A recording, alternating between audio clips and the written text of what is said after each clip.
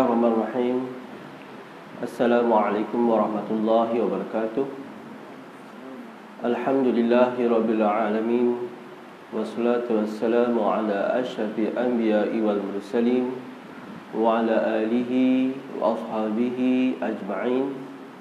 Rabbi shrah li sadri wa yassir li amri wahlul 'uqdatam min lisani yafqahu qawli, amma ba'd.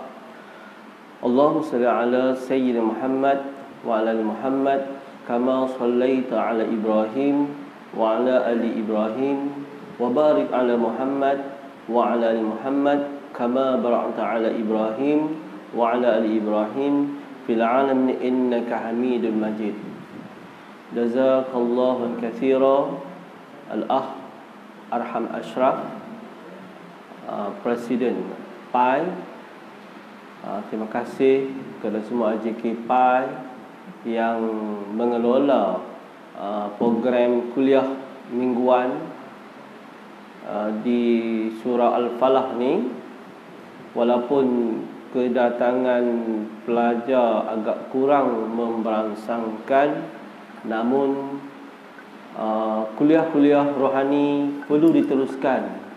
Semoga bumi IPJ Kampus Pulau Pinang ni diterangi nur cahaya hidayah Allah SWT melalui program-program kerohanian, melalui program ceramah, bengkel dan sebagainya yang melibatkan keagamaan. Syabas dan tahniah kepada PAI istiqamah dalam melaksanakan program-program di IPJ Kampus Pulau Pinang. Baik, pertama kalinya marilah kita merafakkan kesyukuran kepada Allah SWT dengan limpah hidayah dan inayahnya. Kita dipertemukan pada malam yang sejuk, hujan yang gerimis kan, tak gerimis dah, berhentilah, ada hujan sikit kan. Hanya sekebilangan ni Allah SWT beri hidayah untuk hadir di surah Al-Falah ni bagi orang kata menerima santapan rohani. Kadang-kadang hati kita ni perlu dibajai, perlu diberi suntikan rohani. Kita ni sebab insan yang kadang-kadang ni alpa, pelupa. Okey, bila pelupa ni perlu giat hadir ke rumah Allah untuk memberi satu suntikan bagi melakukan ibadah, melakukan amal soleh dan sebagainya. Itu hakikat manusia, pelupa dan dijauhi perkara-perkara yang dilarang. Maksudnya manusia ni fitrah kejadiannya memang memerlukan ilmu pengetahuan, memerlukan bimbingan, tazkirah, senantiasa supaya manusia ni dekat dan kembali ke jalan yang lurus, mengikut perintah Allah SWT dan meninggalkan apa dilarangnya. Baik, pada malam ini insya-Allah saya mengupas hadis 40 peristiwa akhir zaman. Sebab hadis 40 peristiwa akhir zaman ni begitu dekat dengan kita, yang mana kita ni berada di hujung orang kata hujung zaman lah. Maksudnya kita ni jauh lebih 1400 tahun pada Nabi kita Muhammad SAW, dan melalui pelbagai cabaran, dugaan, mihnah, ujian dan sebagainya.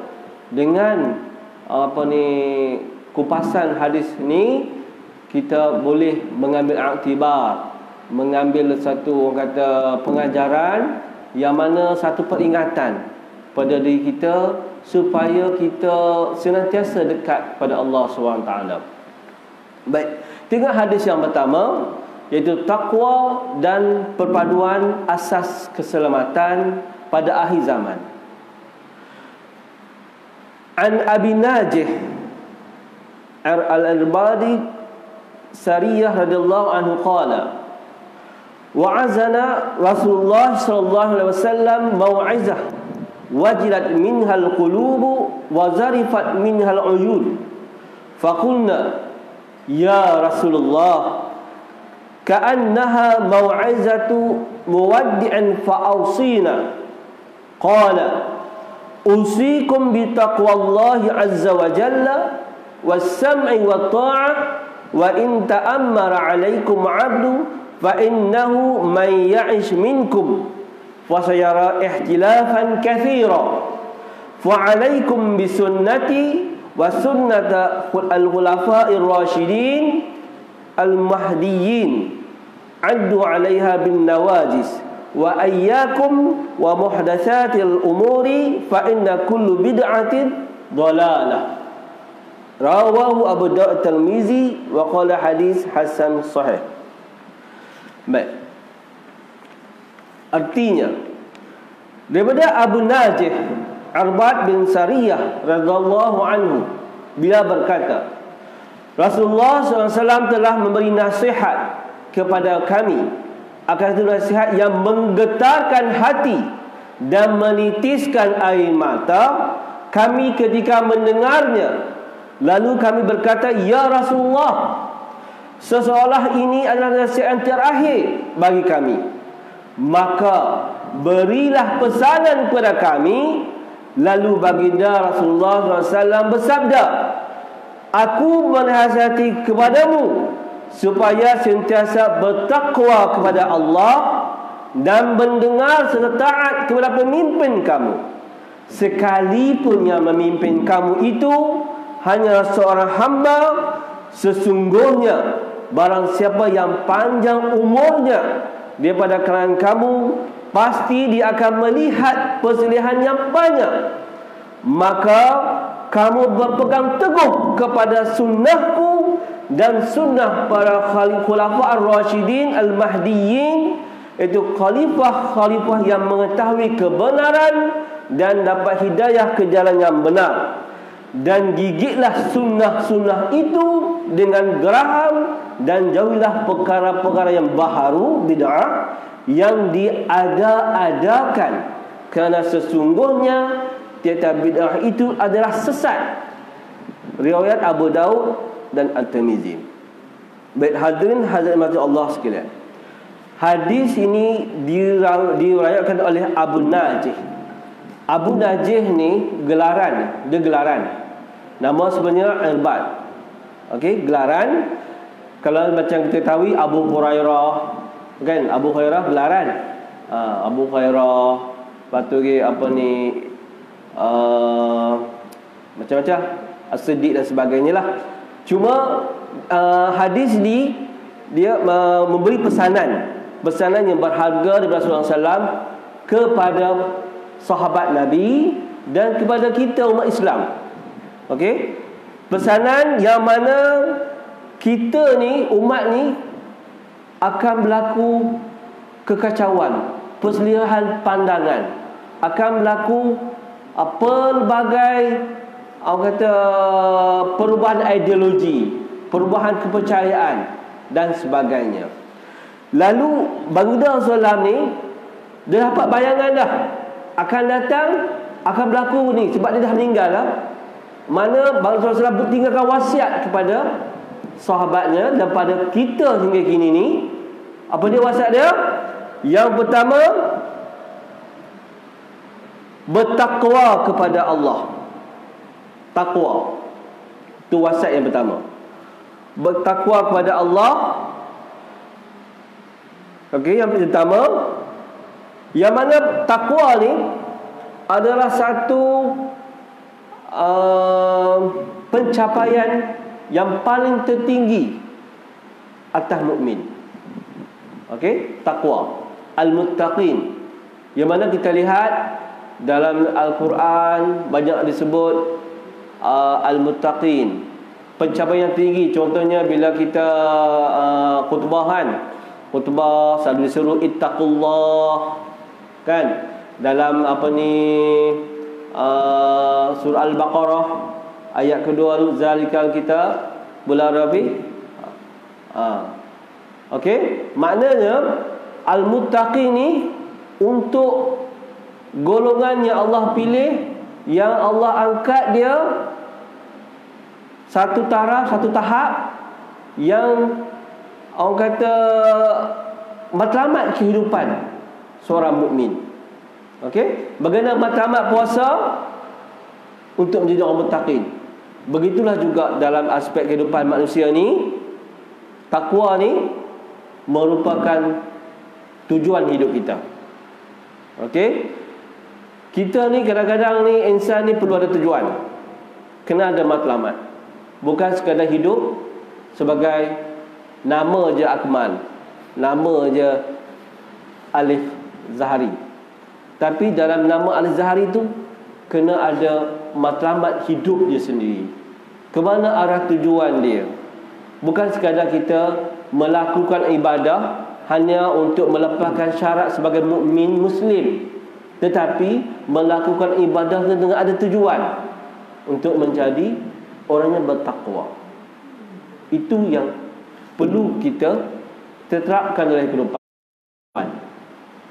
Okey, sebab kita dilahirkan di muka bumi ni, wa ma khalaqtul jinna wal ins illa liya'budun, untuk beribadah kepada Allah. Itu ada tujuan kita, dan beribadah kepada Allah untuk mencapai ketakwaan. Takwa. Apa maksud takwa? Apa maksud takwa? Ya, takut pada Allah. Satu definisi. Lagi?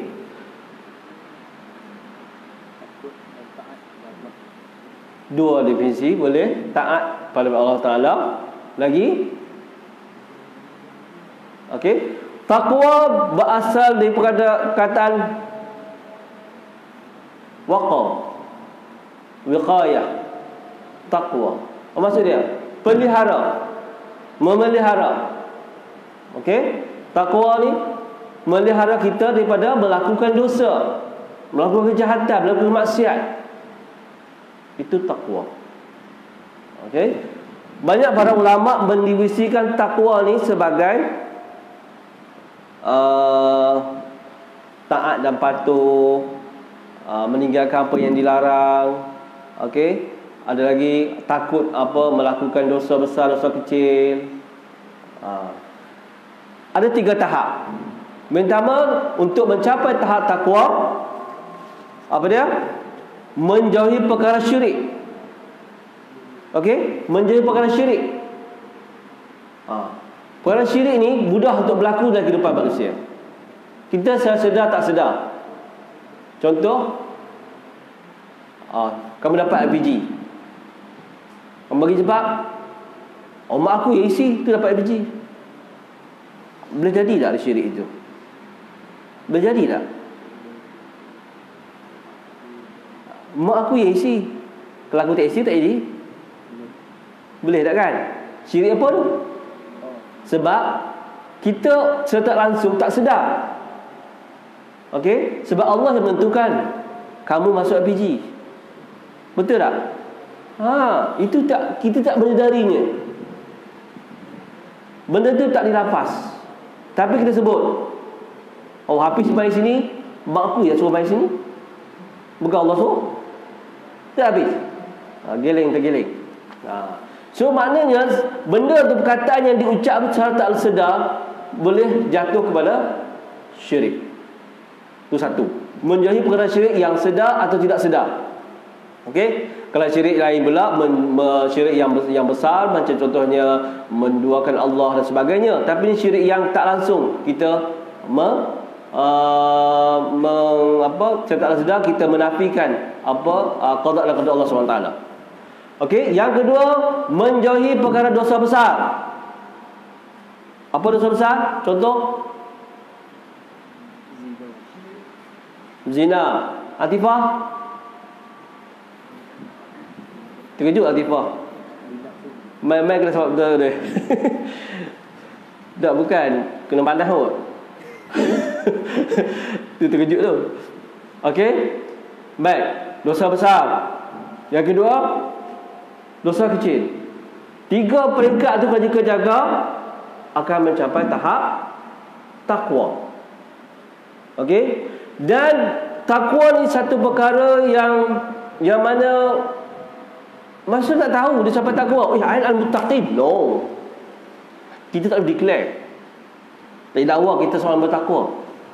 Benda ni milik Allah Ta'ala, tapi diterjemahkan dengan perbuatan dan tingkah laku dia. Takwa tu, akhlak dia, percakapan dia. Okey, contoh, bagaimana Allah didik dia menjadi orang muttaqin.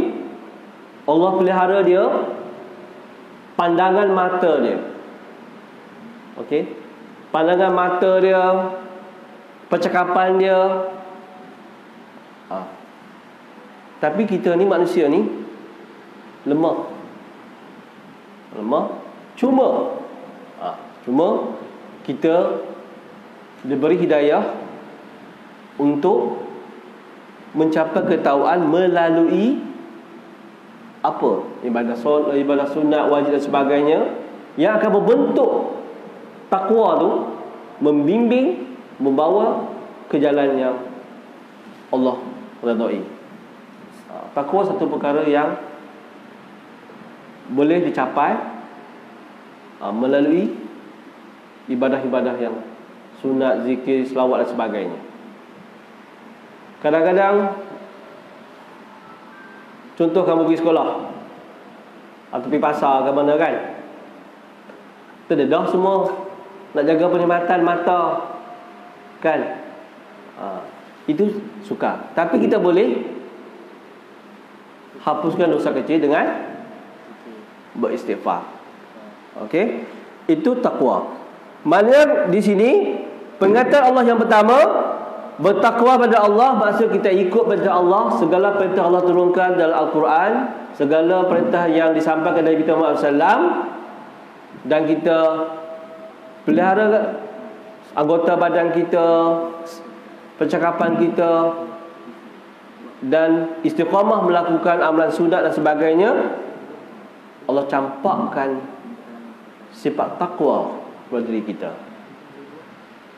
Okey, cuba kita letakkan kehidupan kita ni adalah satu target. Bagaimana kita menjadi insan yang bertakwa? Ada tak kamu letak target kamu? Ada tak? Ada tak, Atifah? Dalam jiwa kamu. Sebab kadang-kadang benda ni, insan ni, manusia ni perlu letak satu matlamat kehidupan dia. Okey, matlamat kehidupan yang mana why kita dilahirkan di muka bumi. Ya, every year kita puasa bulan Ramadan. Madrasah Ramadan melahirkan insan bertakwa. Tapi bagaimana insan bertakwa istiqamah dan berurusan di masa Ramadan diteruskan pada bulan lain? Okey, itu kita fikir-fikirkan. Ini satu pesanan daripada Nabi kita Muhammad SAW, itu orang yang bertakwa dulu sebagai persiapan akhir zaman. Bertakwa ni, ittaqullah. Kenapa? Akhir zaman ni penuh dengan ujian, dugaan, semua di ujung jari. Orang yang bertakwa ni selamat. Itu janji Allah SWT. Orang yang bertakwa ni selamat lah daripada kesesatan, daripada perkara yang merosakkan iman dan sebagainya. Okey, baik. So yang kedua, mematuhi arahan pihak yang menguruskan hal berkaitan dengan kaum muslimin. Okey, yang kedua dia kata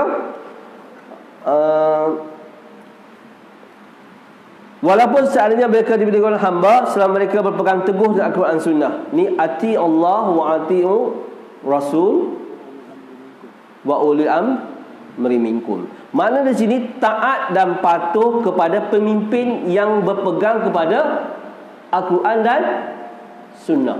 Ini peringatan yang kedua. Okey, peringatan yang kedua, Nabi pesan kita wajib taat kepada pemimpin yang berpegang Al-Quran dan Sunnah. Wasiat Nabi kata ni. Okey, pemerintah yang pegang Al-Quran dan Sunnah dan pemerintah yang pegang sunnah-sunnah para khulafa ar-rasyidin. Mana sunnah para ar-rasyidin refer pada sunnah Nabi Muhammad SAW lah mereka pegang tu. Mana yang ni maksud dia, kita sebagai Umat Islam, tanggungjawab kita untuk taat dan patuh. Sami'na wa ata'na. Kan sami'na wa asayna. Pada pemimpin. Siapa pemimpin tu? Pemimpin yang berpegang pada Al-Quran dan Sunnah. Sekarang kita tengok, kan, hari ni disabit salah terus. Dia telah dimasukkan penjara. Tapi tak tahu berapa kilas nak pusing. Hari ni dia masuk penjara dah. Okey. Sampai kata balasan, orang kata balasan kerana menggunakan duit rakyat. Wallahu a'lam lah, kita tak tahu. Ini politik, saya malah peduli buat politik ni. Itu biarkan, abaikanlah. Kita ambil dengar, kita baca, buat tak tahu je. Yang mana kita ni. Sebab walaupun di RPG ni kita pelajar RPG dibenarkan berpolitik, namun masih terkawal lagi lah. Okey. Benar lah, secara tak rasmi. Okey. Nanti bila bulan 10 ni boleh undi lah, 10 ke 11 tu. Maknanya bila kita nak milih pemimpin tu, pemimpin yang memegang Al-Quran dan Sunnah sebagai rujukan.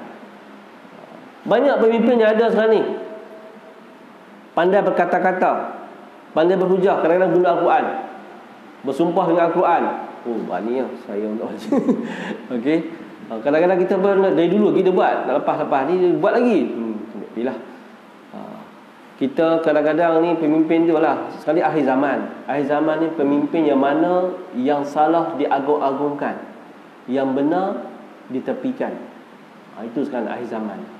Bila akhir zaman, mana Allah uji kita, Allah uji kita nampak hak buruk tu baik, hak baik tu buruk, dikaburkan. That's why kita kena pilih, kena faham. Ati Allah wa ati Rasul wa uli amrikum. Okey, bila sebut ati Allah wa ati Rasul, ati'u, kalimah ati'u, fa'ilun amar. Bila fa'il amar, wajiblah, wajib taat kepada pemimpin yang berpegang pada Quran Sunnah.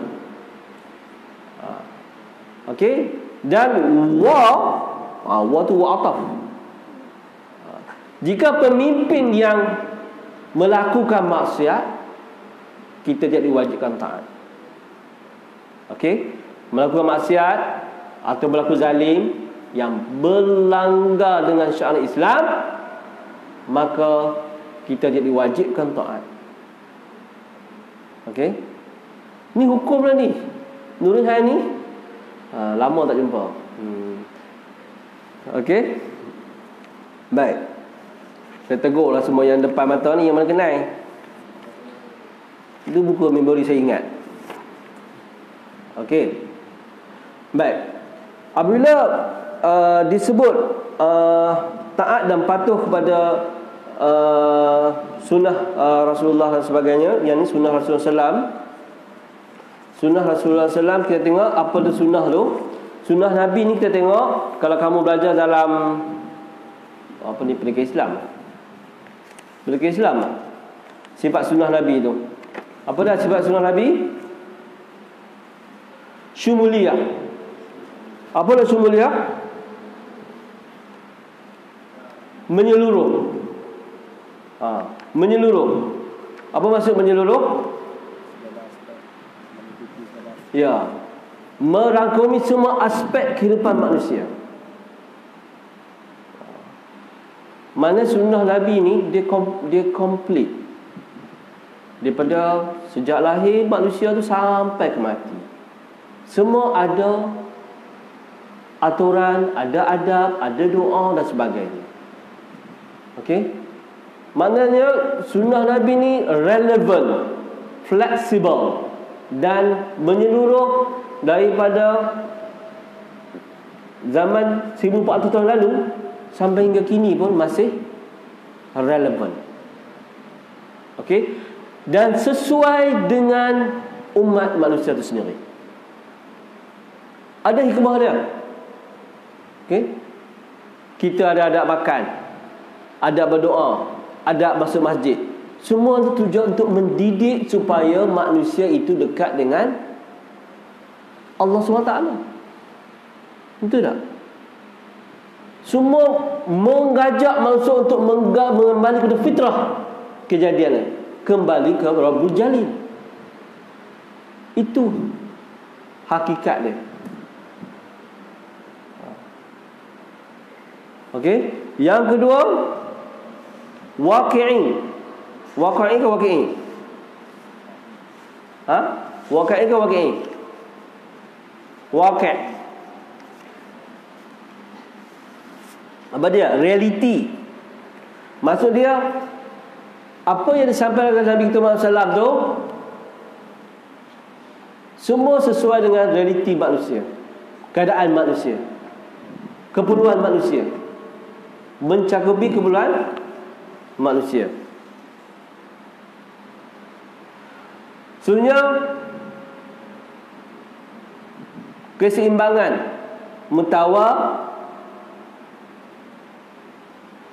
mutawazun, seimbang rohani jasmani, seimbang fizikal dan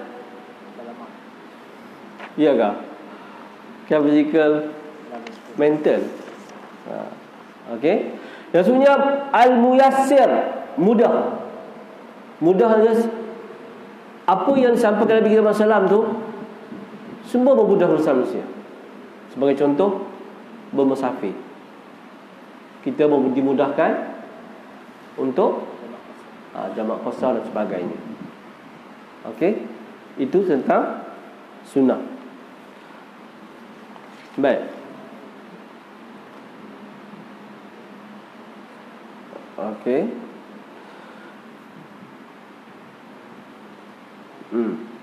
Baik, sebenarnya tadi berpegang kepada sunnah Nabi dan sunnah kepada Rasulullah kan. Kesebenarnya yang keempat, menjauhi perkara-perkara bid'ah. Bid'ah dalalah. Apa tu bid'ah dalalah?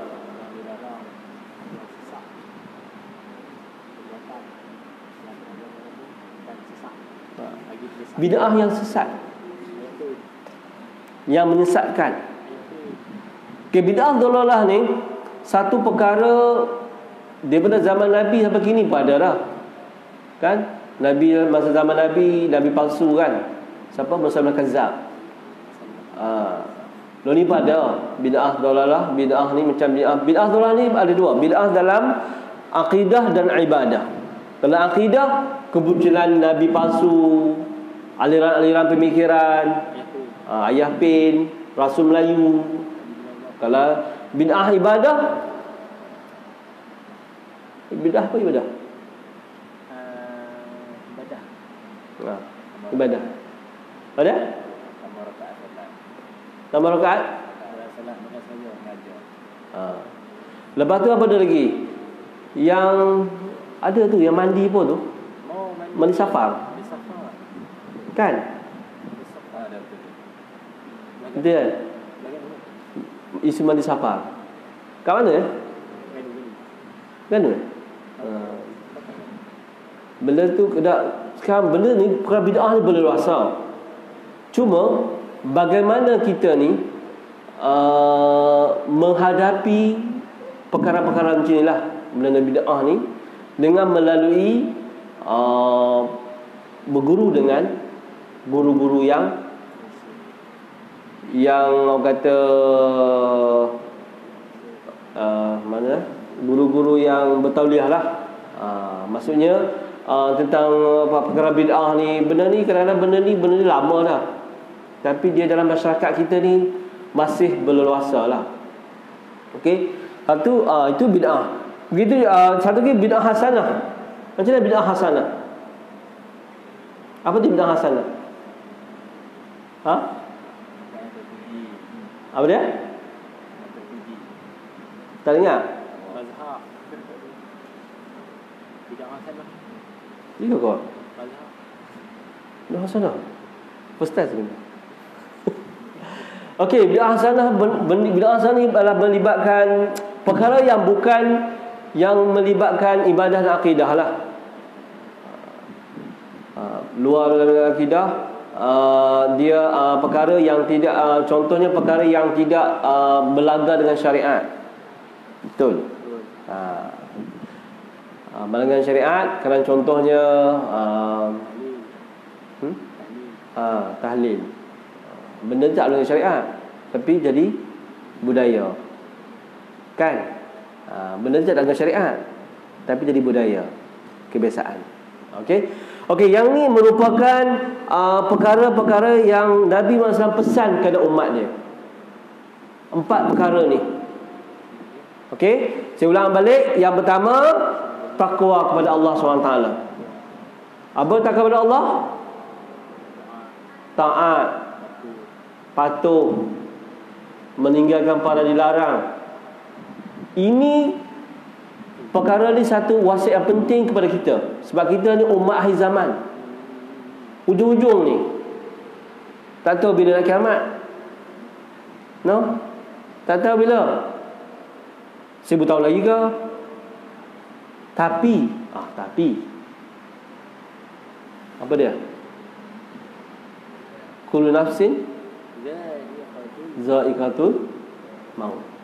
Mati itu setiap manusia ni akan mati. Mati ni tak kenal siapa. Oleh sebab itu, bila kita lihat balik, ni muda-muda ni baru 21, berdua. 21 masih fresh. Muda pun tak tentu bila nak mati. Betul tak? Lek botol brum prek.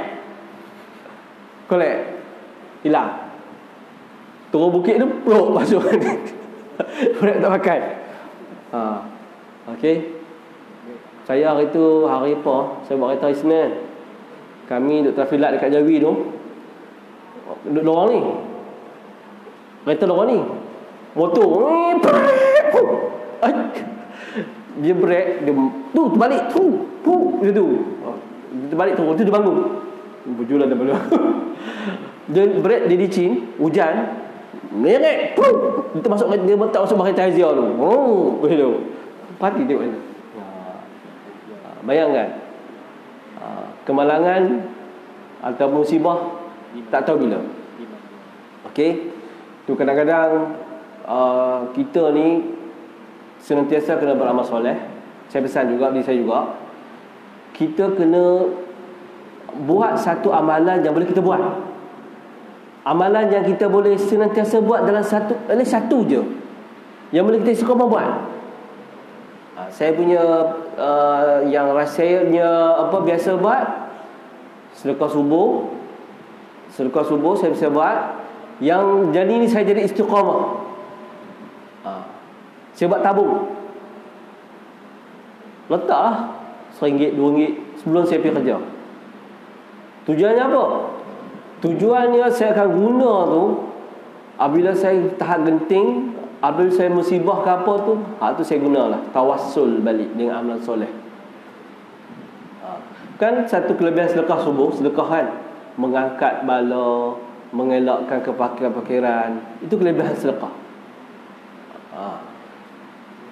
Sebab apa? Sebab benda ni kita tak tahu bila. Cuma kita ambil perkara yang mudah yang boleh kita buat. Sedekah tabung, letak sekupang ke, 2 kupang ke, yang penting niat sedekah subuh. Sambil kita niat tu, pada masa yang sama para malaikat kiri kanan lepas subuh tu akan naik bertukar shift. Bila bertukar shift, kita niat dengan berkat sedekah subuh tu, malaikat akan bawa doa ke atas. Masa tu, masa pertukaran tu sampai kepada Allah SWT tanpa hijab. Itu amalan saya buat satu. Amalan yang saya buat. Kadang-kadang benda ni, perkara ni ringan. Sedekah tabung boleh dah letak dekat surau ni, subuh ni. Boleh. Cuma istiqamah. Sebab perkara ni, benda ni asbab lah, asbab. Elok bala. Kalau kita macam contoh kan, kita lewat sikit je, lewat berapa saat je dah ke insiden depan. Sikit je. Itu pengalaman. Itu amalan yang boleh kita boleh ikutlah. Sedekah subuh. Sentiasa bersedekah kat mana pun tak apa. Cuma istiqamah berterusan. Yang mudah lah, yang mudah. Selain itu berselawat, berzikir. Kadang-kadang kita perlu budayakanlah. Maksudnya kita sentiasa ada amalan yang boleh kita buat waktu yang sesuai. Contoh lepas subuh. Lepas subuh kan masa panjang. Berzikir, berselawat. Istiqamah je, buat itu je. Hari lain Zuhur sibuk, asar sibuk main bola, badminton, sepak sana sini. Betul tak? Malam dah terpenat, tidur online. Betul tak? Cuba cari yang benda yang boleh kita buat. Jadi benda yang kita satu amalan sedikit tapi berterusan. Saya buat lepas subuh. Lepas subuh je saya fokus. Ataupun saya buat satu kali tekan tengah drive. Drive tu hati zikir jalan. Sebab benda tu, perkara tu yang kosong, lapang, yang boleh buat. Okey? Itu perkongsian lah yang boleh kita amalkan, yang boleh kita. Sebab kadang-kadang benda ni remeh, temeh, tapi kita kena cari satu perkara yang boleh kita senantiasa istiqamah buat dalam kehidupan harian kita. Kita boleh istiqamah solat sunat, qabliyah, ba'diyah, boleh. Ataupun duha, boleh. Tapi jadikan satu benda yang sebati, malakah dalam jiwa kita. Tak boleh tinggal. Benda tu yang mana satu orang kata bonus mak lah. Okey, yang mana bila sebab saya suka gunakan kalimah tawassul ni. Tawassul ni satu yang bila tahap genting saya akan guna. Tawassul beramalan-amalan soleh. Tahap genting. Kita menggunakan bila kita genting, ada masalah. Kadang-kadang kita hati tak tenang, gelisah. Contohnya macam nak observe. Ketak. Kan? Macam nak observe. Bertawassul dengan amalan soleh supaya tenang dan mudah urusan. Biiznillah, berkat amalan soleh kita buat tu, Allah makbul doa kita, mudah praktikal. Hatifah dapatkanlah hujung. Kita boleh usaha, minta Allah tolong. Kadang-kadang murid tak mendengar kita tu, mungkin berkat amalan yang kecil tu, budak tu jentik hari tu, dia baik je. Okey? Satu kaedah untuk memohon pertolongan Allah SWT. Okey? Kadang-kadang manusia ni memanglah, kita ni bukannya macam Nabi, bukan maksum, bukan. Tapi bila kita buat satu perkara tu istiqamah, yang mana perkara yang ibadah kita buat tu, kita boleh guna ibadah tu sebagai untuk memohon pertolongan Allah Ta'ala, mudahkan urusan kita. Okey? Kadang-kadang contoh, bila saya ingat pengalaman tu masa PKP tu kan, bini saya ni kena operation, bleeding masa turun darah banyak. Bayangkan nak pergi kepada hospital Kulim, tak jauh mana, tapi keadaan genting tu lepas subuh, masa sahur, pukul 5 pagi, darah turun banyak. Itu ketika tu saya risau baby dalam perut, sebab dia dah turun banyak, takut terjejas oksigen dia. Saya bertawassul dengan mana-mana amal Allah terima, semoga Allah mudahkan urusan dia, bagi dia kuat. Dia masih aktif dalam perut, walaupun darah banyak dalam perut, turun habis, penuh. Saya pun dah pening kepala. Sebab apa? Nak bawa pergi Kulim lagi jauh. Itu kita boleh guna pakai dalam keadaan genting yang mana Allah makbulkan. Ketika that's why kalau boleh budayakan sedekah selepas subuh, Kadang-kadang kita tahu nak minta tolong macam nak genting, macam duit hilang atau telefon hilang. Bertawassul cepat, biiznillah. Itu cara orang soleh mohon pertolongan Allah SWT. Jarang tau nak dengar tawassul, tapi jangan buat kan. Pernah buat? Sebab hamba tak pernah hadapi. Cuba buat amalan soleh banyak. Satu ketika cuba pakai. Itu satu cara yang mana kita nak memohon pertolongan Allah SWT agar kita dimudahkan urusan. Baik. Yang kedua, mematuhi arahan yang ni kita patuh taat kepada pemerintah, maksudnya ati Allah wa ati Rasul wa uli amri minkum.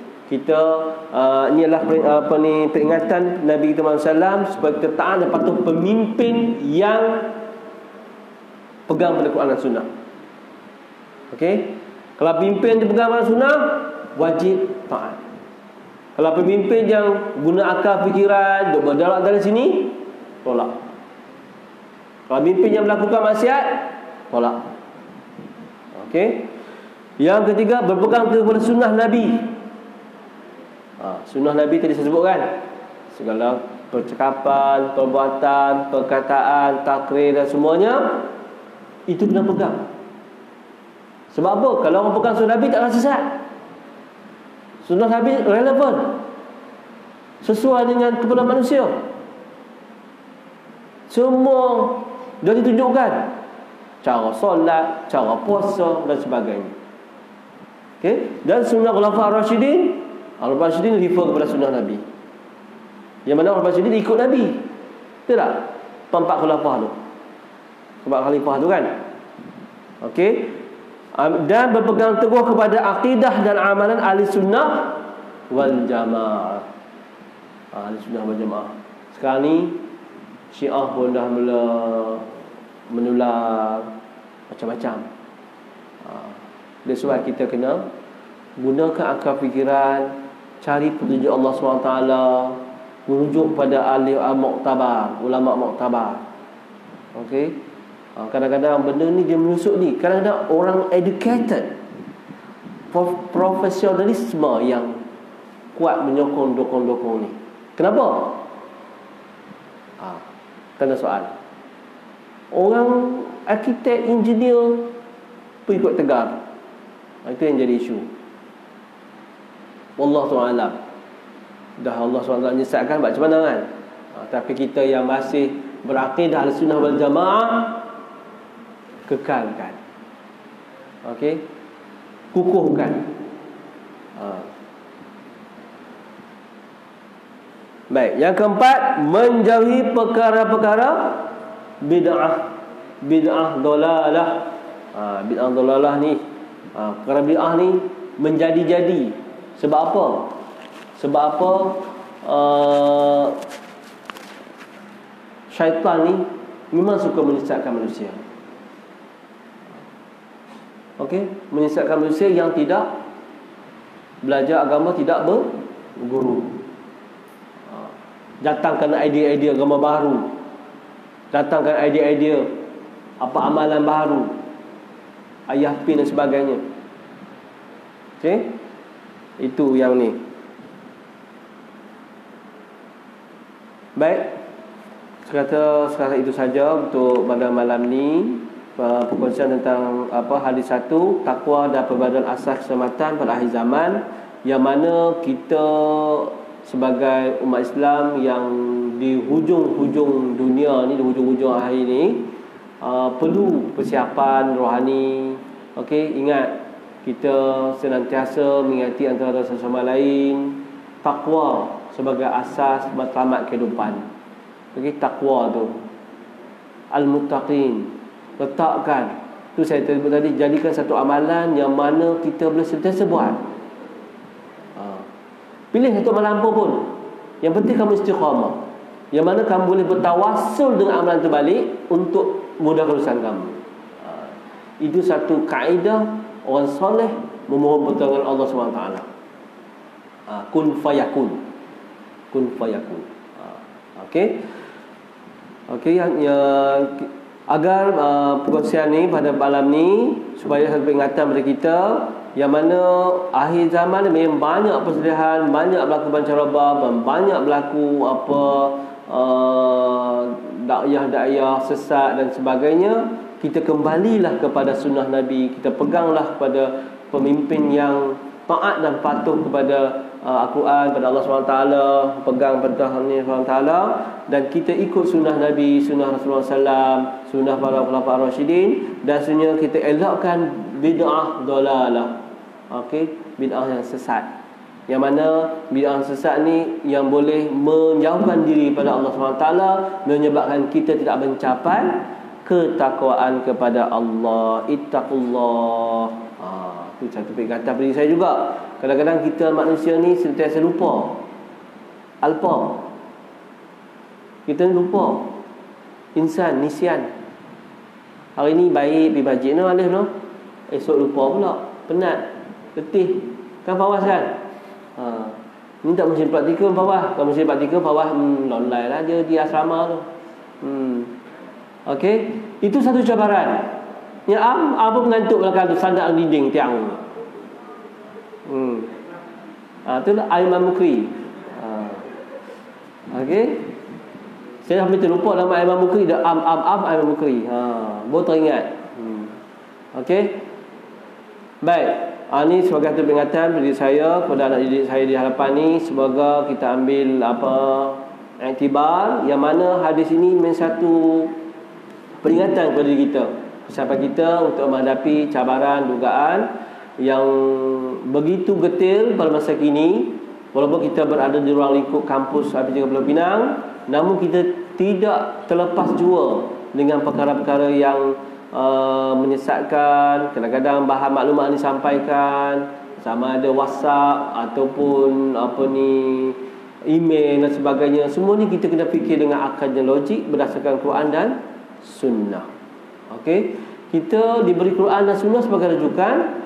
Di situlah kita lihat betul atau sahih hadis dan sebagainya. Yang ni pun kita kena semak. Kita sebagai pelajar, anda seharusnya meletak di anda sebagai peneroka, dan anda letak di anda sebagai peneliti dan penganalisis, bukan penerima.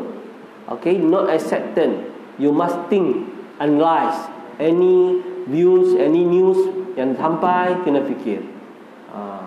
Sebab kita jangan taklid, membabi buta. Taklid satu perkara yang bermasalah, yang besar. Bukan taklid membeli buta. Kita perlu ada judgement, ada penilaian, dan ada inquiry. Ni inquiry penemuan tu. Kena ada curiosity. Ingin tahu, selidik. Why. Bukan yes. Kenapa? Kenapa pemimpin kata begitu? Kenapa ustaz kata begitu? Kita buat penilaian, judgement. Okey, yang baik daripada Allah SWT, yang mulia saya sendiri. Wabillahi taufiq. Assalamualaikum warahmatullahi wabarakatuh.